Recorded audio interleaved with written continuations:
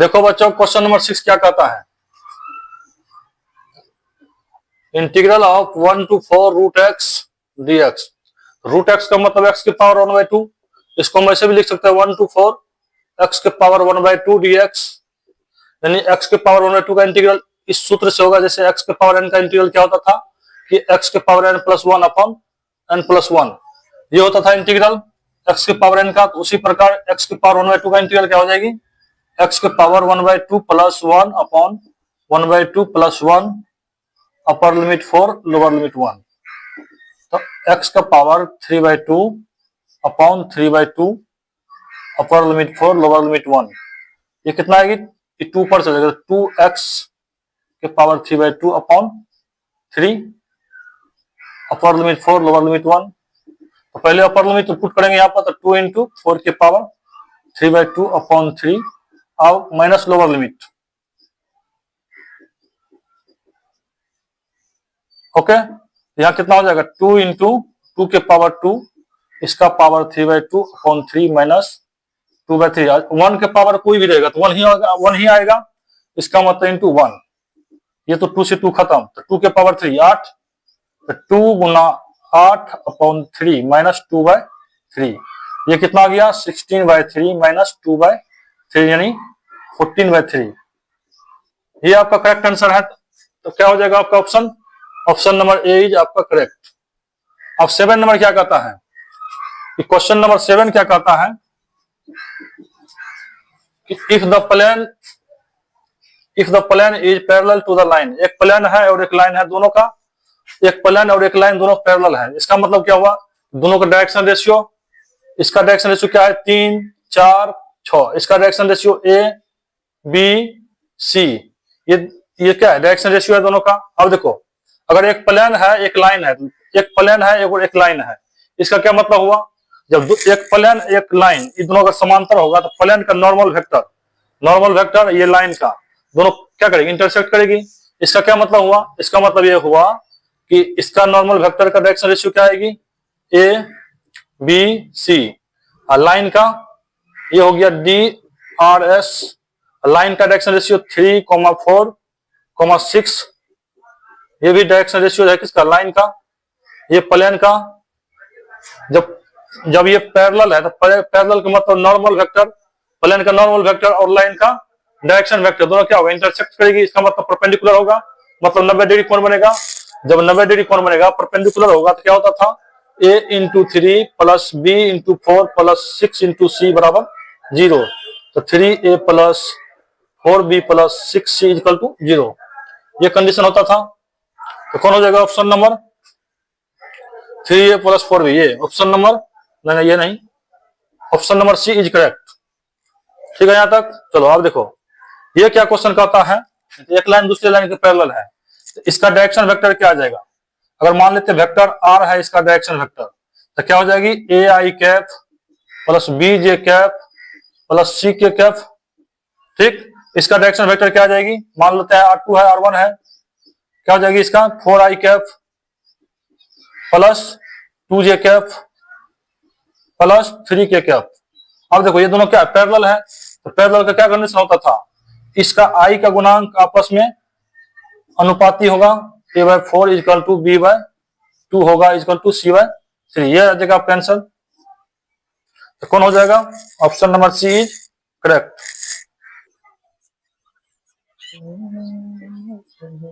देखो बच्चे, 9 का क्वेश्चन क्या कहता है?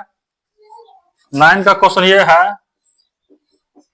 कि 2i cap 3k cap dot i vector और j vector + 4k cap cross 3i vector + j vector + 7k vector. ठीक है, इसको मान लेते हैं वेक्टर a, इसको मान लेते हैं वेक्टर b, इसको मान लेते हैं वेक्टर c। तो vector a dot vector b cross vector c। ध्यान देना, जब 3 वेक्टर है, 2 के बीच क्रॉस, 1 के बीच डॉट, तो इसको लिखते हैं scalar triple product of vector. इसका जो scalar triple product of vector, इसका जो वैल्यू निकालने का मेथड है वो डिटर्मिनेंट का मेथड है। ऐसे लिखेंगे, ऐसे नहीं। यहाँ देखो, इस पहला रो में i का कोफिशिएंट, यहाँ क्या i का कोफिशिएंट 2, जे का 0, के का 3, तो 2 0 3, यहाँ पर 1 1 4, यहाँ 3 1 7। अब इसके डिटर्मिनेंट का वैल्यू फाइंड करेंगे यहाँ पर, तो 2 इंटू पहला रो खत्म 7 माइनस 4 प्लस ये माइनस हो गया यहाँ पर माइनस 0 इंटू खत्म 7 माइनस 4 गुना 3 प्लस 3 इंटू 3 खत्म यहाँ पर, यहाँ क्या हो जाएगी 3 से, ये पहला कॉलम पहला रो खत्म, ये बचा तो 1 इंटू 1 1 माइनस 3, ये डिटर्मिनेंट वैल्यू इससे आ गया। ये कितना आ जाएगा 2 इंटू 7 में से 4 गया 3, ये तो 0 हो गया प्लस 3 गुना माइनस 2, 6 माइनस 0 माइनस 6, ये खत्म, इसका डिटर्मिनेंट का वैल्यू आ गया 0। तो बच्चे ऑप्शन नंबर ए इज आपका करेक्ट। दूसरा क्या कहता है 10 नंबर का, 10 नंबर का क्वेश्चन, 10 नंबर में क्या कहता है, ये देखो इसका सूत्र तो आपको हम बताए हैं tan inverse x plus tan inverse y, ये क्या होता है tan inverse x plus y upon 1 minus x y, ये सूत्र होता है। इस क्वेश्चन को जो है उसी सूत्र पर बैठाएंगे तो क्या हो जाएगा, ध्यान देना, tan inverse 1/7 plus tan inverse 1/13, यहां पर x का मान 1/7, y है 1/13, तो क्या हो जाएगी tan inverse x plus y मानी 1/7 plus 1/13 upon 1 minus x into y, क्या है 1/7 इंटू 1/13, ये है बच्चे। इसको सिंप्लीफाई कर लीजिए, इक्वल टू tan इनवर्स, ये कितना गया, ये आएगा 91, 7 से 13 प्लस 13 7 91, यानी 7/1 माइनस 1/91, ठीक है। ये कितना गया tan इनवर्स 13 और 7 यानी 20 अपॉन 91 बच्चे, इसका एलसीएम ने कितना हो जाएगा 91 माइनस 1 90/91, ये कितना आ जाएगी tan inverse 20 upon 91 into 91 upon 90, ये से खत्म 1 0 खत्म, ये कितना आया tan इनवर्स 2/9, ये आंसर रहा। तो बच्चे इस 10 का आंसर क्या हो जाएगी, option number B is correct. Okay,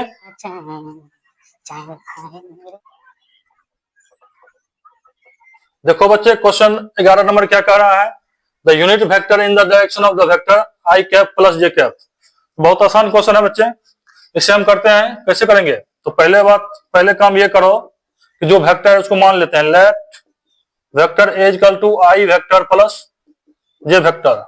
तो यूनिट वेक्टर कैसे निकलेगा, इस वेक्टर में इसके मैग्नीट्यूड से भाग देंगे तो उसको कहते हैं यूनिट वेक्टर।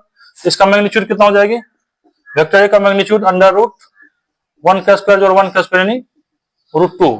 अब एक कैप यानी ये यूनिट वेक्टर है, एक cap equal to vector A upon magnitude of vector A, ये कितना आ जाएगा I cap plus J cap upon √2, ये कितना आ गया 1/√2 into I cap plus J cap, ये आपका आंसर आ। देखिए ऑप्शन नंबर ए इज आपका करेक्ट। अब क्वेश्चन नंबर 12 क्या कहता है, देखो ये आपका 11 का सोल्यूशन हो गया, क्वेश्चन नंबर 12, ये 12th का सोल्यूशन देखो क्या कहता है, the solution of the differential equation, ये है तो कौन सा होगा, इस डिफरेंशियल इक्वेशन को सॉल्व करेंगे हम लोग, कैसे करेंगे, तो यहां पर ये dy/dx प्लस क्या है y इक्वल टू 1, तो सबसे पहले क्या करते थे इंटीग्रेटिंग फैक्टर निकालते थे, ये देखो इस फॉर्म का है dy/dx upon px equal to q, इस फॉर्म पर रहता है, ठीक है ना। तो ये p और ये p जो होता है और ये q या तो कांस्टेंट होता है या x का फंक्शन होता है, यहां से हम इसका इंटीग्रेटिंग फैक्टर निकाले, यहाँ पर p क्या है आपका नहीं तो 1 है, ये q है, इसका मतलब p का मान 1 हो गया, q का मान 1 हो गया। तो इंटीग्रेटिंग फैक्टर कैसे निकालेंगे, मतलब IF इंटीग्रेटिंग फैक्टर का सूत्र होता है e के पावर इंटीग्रल p dx, ठीक। यहां से क्या आ जाएगा e के पावर p कितना है 1 इंटू dx का इंटीग्रल ले लेंगे तो e के पावर x हो गया, ये आपका इंटीग्रेटिंग फैक्टर आ गया। तब क्या करेंगे स्टूडेंट्स, यहां देखो इस इंटीग्रेटिंग फैक्टर को क्या करते थे y into IF equal to q into IF, इसका इंटीग्रल कर देते थे dx, ठीक, और प्लस c, तो ये क्या हो जाएगा y into integrating factor e के पावर x क्यू कितना है यहाँ पर 1 है, 1 इंटू ई के power X D x plus C, E के पावर एक्स प्लस सी, ये हो गया वाई इंटू ई के पावर एक्स, यहां से वाई का मान कितना आ गया ई के पावर एक्स अपॉन ई के पावर एक्स सी इंटू ई के पावर माइनस एक्स, ये कट गया 1 प्लस सी इंटू ई के power minus x, y equal to क्या आ गया 1 प्लस सी ई के पावर माइनस एक्स, ये आ गया सॉल्यूशन ऑफ डिफरेंशियल इक्वेशन। आप पढ़िए जरा ऑप्शन, ऑप्शन में क्या कहता है, पहला option y equal to 1 plus A E के पावर एक्स, यहाँ क्या है बच्चे y equal to 1 plus C into ई के पावर एक्स, इसका मतलब पहला ऑप्शन से अगर हम कंपेरिजन करें इसका मतलब c बराबर ये है, हाँ तो इसका मतलब हो जाएगा y equal to 1 plus A into ई के पावर माइनस एक्स, इसका क्या मतलब, इसका मतलब ये हुआ कि ऑप्शन नंबर ए जो है ये आपका ये करेक्ट है। ओके चलिए, मेरे दिल का चैन, देखो बच्चे क्वेश्चन नंबर 13 क्या कह रहा है, the integrating factor of the differential equation dy by D x plus 2y equal to cos x, यहाँ पर क्या देखेंगे, क्वेश्चन ये कहता है कि dy बाई डी एक्स ये दिया हुआ है plus 2y equal to cos x, ये इस फॉर्म का अगर डिफरेंशियल होता है, ये लीनियर डिफरेंशियल इक्वेशन होता है, मतलब px प्लस py बराबर q, इसका क्या मतलब हुआ, इस यहाँ पर y में लीनियर है तो p इंटू वाई, ये लीनियर डिफरेंशियल इक्वेशन का फॉर्म है, ये क्या है लीनियर डिफरेंशियल इक्वेशन का ये फॉर्म है। यहाँ पर p और q क्या होता है, फंक्शन ऑफ जो नीचे रहता है उसका होता है, जैसे यहाँ पर p और q, p and q are function of x है, यहाँ x का फंक्शन ऑफ x होगा या कांस्टेंट, यही हो सकता है और कुछ नहीं हो सकता है। तो p का मान कितना हो गया यहाँ से 2, तो इंटीग्रेटिंग फैक्टर का क्या सूत्र होता है आई एफ का, e के पावर p dx इसका सूत्र होता है, तो क्या हो गया e के पावर p का मान यहाँ 2 है तो 2 dx इंटीग्रल, ये कितना आ जाएगा e के पावर 2x इंटीग्रेटिंग फैक्टर आ गया। तो बच्चे कौन सा ऑप्शन हो जाएगा आपका करेक्ट, तो पहला ऑप्शन इज करेक्ट। अब देखिए 14 नंबर का क्वेश्चन क्या कहता है, यहाँ जे क्रॉस आई निकलना है, एक मेथड बताए थे vector A cross vector B का क्या होता है सूत्र, magnitude of vector A magnitude of vector B sine theta into direction vector N cap. अब देखो इसे हम ऐसे याद रखेंगे, एक साइक्लिक फिगर, जैसे मान लीजिए ऐसे चलेगा, यहाँ आई वेक्टर, यहाँ जे वेक्टर, यहाँ के वेक्टर, अगर एंटी क्लॉकवाइज चलेंगे तो पॉजिटिव लेंगे और अगर क्लॉकवाइज चलेंगे तो नेगेटिव लेंगे, ध्यान देना। अब जैसे आई वेक्टर क्रॉस जे, तो आई क्रॉस जे निकालना है तो इसके आगे कौन है, अगर ऑर्डर में रहेगा एंटी क्लॉकवाइज डायरेक्शन में, इसको कहते हैं एंटी क्लॉकवाइज में रहता है, तो आई क्रॉस जे हो जाएगा, इसके नेक्स्ट आगे कौन है के, ये बराबर हो जाएगा के वेक्टर। तो उसी प्रकार जे क्रॉस के, तो जे क्रॉस के वेक्टर क्या आ जाएगी, इसके आगे कौन है आई वेक्टर, या के क्रॉस आई वेक्टर, के क्रॉस वेक्टर आई कितना आ जाएगा वेक्टर जे, ठीक है यहाँ तक। अब उसके बाद देखो अगर उल्टा चलेंगे तो उल्टा चलेंगे, डायरेक्शन वेक्टर क्या होता है नेगेटिव, जैसे आई वेक्टर क्रॉस वेक्टर के, ये कितना आ जाएगा आई क्रॉस के, उल्टा चल रहे तो नेगेटिव साइन लगाएंगे, आई क्रॉस के में इसके आगे वाला को लिखेंगे जे, लेकिन उल्टा डायरेक्शन में तो नेगेटिव लगा देंगे। उसी प्रकार वेक्टर के क्रॉस वेक्टर जे हो जाएगा माइनस आई वेक्टर, उसके बाद वेक्टर जे क्रॉस वेक्टर आई हो जाएगा माइनस के वेक्टर, माइनस के ओ वेक्टर। यहाँ कौन सा हो जाएगा, यहाँ पर जे क्रॉस आई है, तो जे क्रॉस जब आई है तो इसका मतलब वेक्टर जे क्रॉस आई, यहाँ देखिए जे क्रॉस आई बराबर माइनस टाइम्स ऑफ के वेक्टर, ये माइनस टाइम्स ऑफ के वेक्टर हो जाएगी, ये 5 इंटू 4 यानी 20 माइनस 20 वेक्टर के, आपका ये आंसर आएगा। ऑप्शन नंबर कौन सा हो जाएगा आपका, option number D is correct.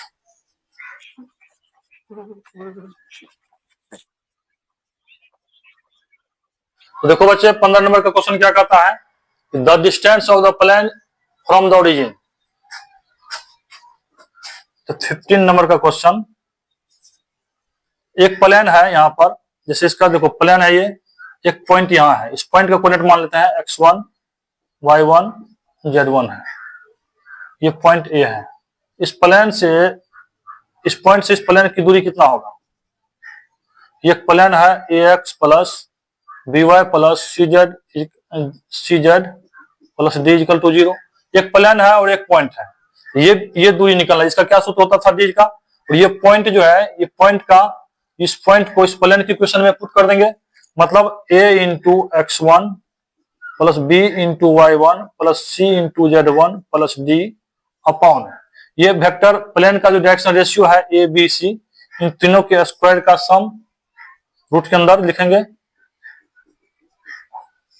Mod ले लेंगे क्योंकि डिस्टेंस कभी नेगेटिव होता नहीं है। चलो अब क्वेश्चन क्या है आपका? ये प्लेन आपका कौन सा है? प्लेन है आपका 2x minus 3y plus 4z minus 6 equal to 0 कर देंगे। यहाँ पर इसका डायरेक्शन रेशियो क्या आएगा? क्या आ जाएगा? 2 माइनस 3 4। डिस्टेंस दूरी निकलना है, क्या लगाएंगे यहाँ पर सूत्र? मॉड 2 इंटू, ये पॉइंट कितना है?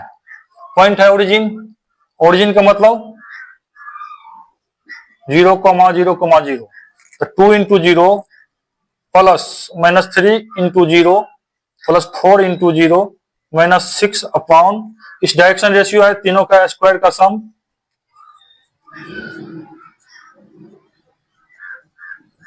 मॉड। ठीक है यहाँ तक? अब देखो यहाँ पर ये कितना आ जाएगी? डी इक्वल टू ये 0, ये 0, ये 0, मतलब माइनस 6 अपॉन 4, 3, 9, 4, 13 और 16, 16, 4, 20 और 9, 29, 29 का रूट हो जाएगा मॉड, यानी 6 बाय रूट। आंसर ये डी आ गया आपका। दूरी आ गया, कितना गया दूरी? मूल बिंदु से इस प्लेन के बीच का दूरी आ गया 6 बाय रूट 29। ऑप्शन नंबर कौन हो जाएगा आपका? Option number C is correct. Question number अब 16 क्या कहता है? देखो एक प्लेन है, दो प्लेन है, कौन कौन? 2x plus y minus 2z equal to 5। एक प्लेन ये है 3x minus 6y minus 2z equal to 7। इस प्लेन का डायरेक्शन रेशियो क्या हो जाएगी? 2, 1 माइनस 2, 2, 1 माइनस 2। इसका डायरेक्शन रेशियो 3 माइनस 6 माइनस 2। जब दो वेक्टर दिया हुआ है, दो वेक्टर की डायरेक्शन रेशियो दिया हुआ है, यानी दो प्लेन का डायरेक्शन रेशियो दिया हुआ है, तब क्या हो जाएगा?